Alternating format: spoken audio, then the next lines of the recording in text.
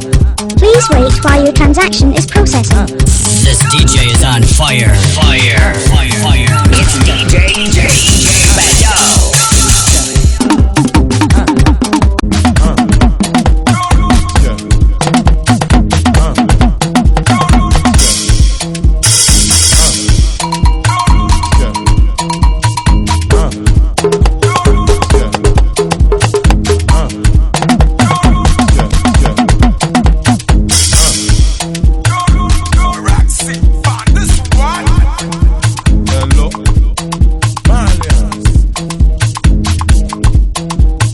Jesu ni wo, kese kote shimole, kese na, kese kote shimole, eba mo Jesu ni wo, kese kote shimole, kese na, kese kote shimole, keshimole, kese kote shimole, kese na, kese kote